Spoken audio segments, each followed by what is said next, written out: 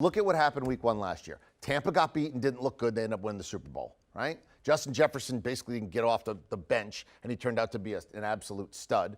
Jacksonville won and then lost 15 straight. Gardner Minshew was like everyone's running the waiver wire to get him in fantasy. How'd that work out for you? I mean, it's not going to look like this 6 weeks from now. It's the same importance as week 6, week 10, or week 12.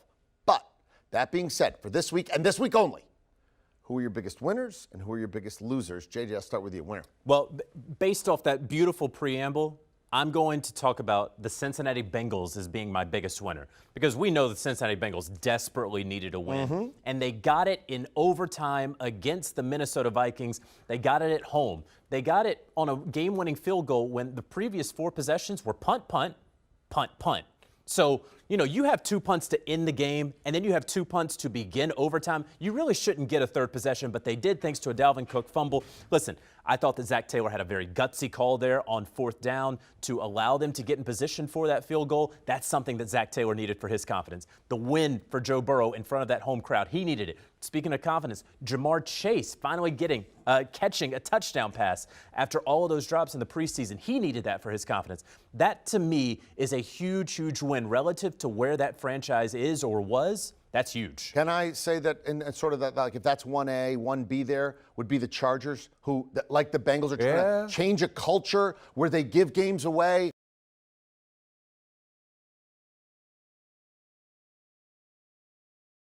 We drafted them in the top, found a way to win a tough game. Good for us. That's the Bengals. That's the Chargers. I'm not saying that the exact same, but you see the similarities. Your winner. For me, got to go to the Bayou guys. The New Orleans Saints. So much concern about quarterback after Drew Brees. Okay, Jameis is the starter. Will Jameis be smart? Will he be efficient? Guess what? Jameis outplayed the MVP from a year ago in Aaron Rodgers, and it wasn't even close. It wasn't even close. 5 touchdowns, super efficient. The offense was flowing. The New Orleans Saints has found their quarterback, and he can see.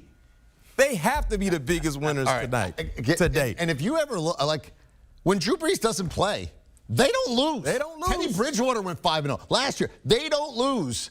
When Drew Brees doesn't play, they just find a way.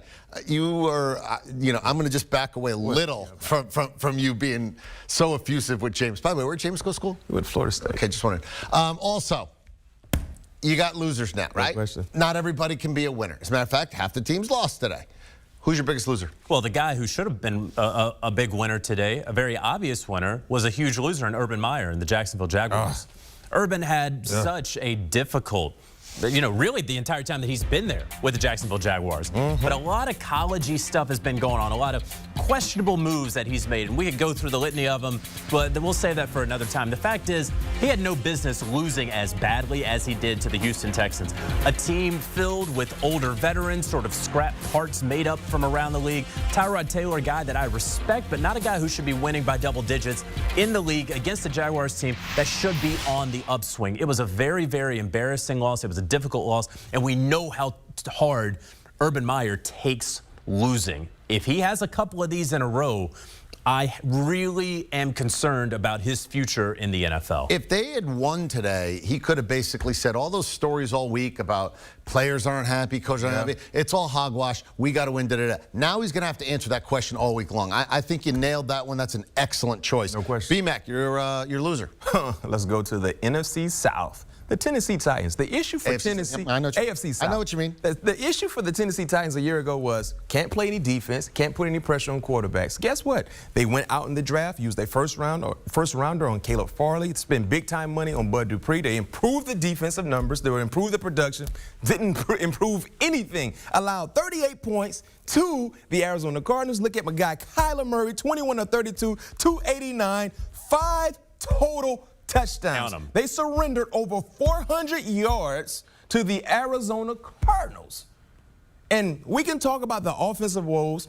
I think they will correct those issues because that can be a balanced offense, especially if they find a way to protect their quarterback in Ryan Tannehill. But defensively, the same things we saw last year surfaced, and they became a bigger issue today at home playing against the Arizona Cardinals. So guess what? They have to be the biggest losers. And also, this is a team that has not just playoff aspirations, but championship aspirations. They've been close. They've been close. And because of your choice, the Tennessee Titans, and your choice, essentially the Jacksonville Jaguars, the Houston Texans are the only team in that division who won. Get the hats. They're in first place. Houston Texans. Get the hats and the t-shirts. Yeah. All righty then. T-shirt. Break up the tricky Texans.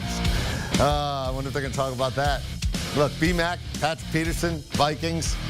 He's not going to be in a good mood for the podcast. It's not going to be good. He's not going to be in a good mood. Yeah. Which is why you want to download and follow, because it's going to be a lot of fun to see B-Mac tiptoe and have a little. I'm not going to tiptoe. I know how to do it. I learned from you. Really? Yeah. Okay. Well, I'm looking. I'm downloading. I'm following. I'm enjoying. Do you want a sports network that delivers everything that matters about the game? The highlights, the picks, the instant analysis, no yelling, no fake debates, no politics. Hit the subscribe button and never miss a moment.